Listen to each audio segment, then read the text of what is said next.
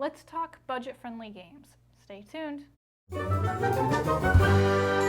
Welcome back to another video. It is Lydia. Thanks for joining me. And in today's video, we're going to go through some games that are very budget-friendly. I had a comment the other day that said something to the effect of like it gets costly to fill your babysitting bag with toys from the store, which I completely agree with. So we're going to go through some games that you can make from recyclables with things around your house. This is for all age groups, and there's different things for different ages.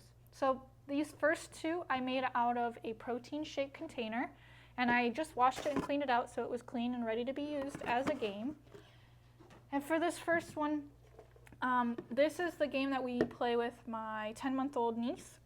She is really into this game lately, and it's very simple. So we pop some holes in the top, and we put some ribbon in there. There are different length ribbons. And then you tie a knot at the end, and you tie the knot at the top. And she just goes one by one and pulls the ribbon out, and she is very entertained by them. And again, they're different colors, they're different patterns, they're different size ribbons, so she is very entertained by this one. And some of them are a little thicker, so they're a little harder to pull. This one's very thin, so it's very easy for her to pull. But once they've pulled it all, basically you just open it up, pull all the ribbons back through, and you start over. Well, she starts over. And again, she loves this one. It is a big hit with her. And she'll bring it over to us so we can hold it and she can pull them. So that's the first one. The next one is a color matching game. So what I've done is I've put slits in the top, and I've colored them with different color markers on the top. And then inside, I have different colored, what are these called? I'll think of the name in a minute. But popsicle sticks. They're different colored popsicle sticks, and what they do is match the color to the slit in the top. So that is a very simple game, but it helps teach their colors to them. So she's not there just yet, but we will work on this when she's a little older. But I have taught colors to kids in the past by using this method. Just like that. So those two are made out of a container that used to have protein powder in it. Again, you can use any kind of container. You can use whatever works for you. We have this one. We used to have the lid on it, and we were going to use the ribbons on this one, so you could see actually the ribbon moving in the bottom too. I cracked the lid on accident, so but you've got a bunch of things that you can use. We have water bottles, Coke bottles. This used to keep Sadie's, her food in it, the rice cereal in it, Pringles can that you can use. There's vitamin, like these kept my, not antibiotics, probiotics in them. But again, cleaned out, made sure that everything's empty and clean for them to play with. Okay, moving on. I have these bottles. They're not, they kept coconut water in them, so I peeled off the label, again cleaned them, and made sure that they were clean so that we could use them. They can be used for bowling, so you set them up like this, have a bouncy ball from their house, from the kid's house, and you just throw it down this way, knock them over, bowling. Everybody knows bowling. You can use them for ring toss, so you just get paper plates and cut out the middle of them, and you will have to separate these obviously, but you just use them for ring toss as well.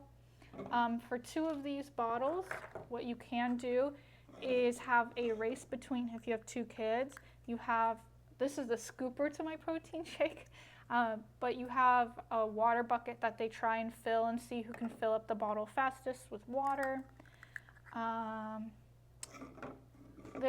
Sadie just likes throwing these around and hitting them together, so she's been playing with that lately.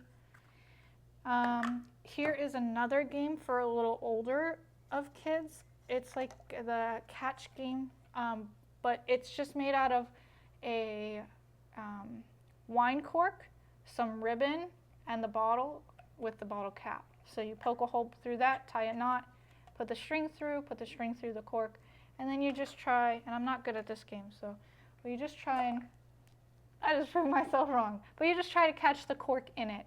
And you guys can come up with all sorts of games around that and rules and how many points you get if you catch it, or you can make about a bunch of different rules with that. The next one is from all these bottles, the bottle caps. It's a matching game. So I'm just going to actually put these to the side so you can see it. Okay, so all these caps have colored construction paper in them, and they all have a match. So what you're going to do is you're going to flip them all over and you play the matching game.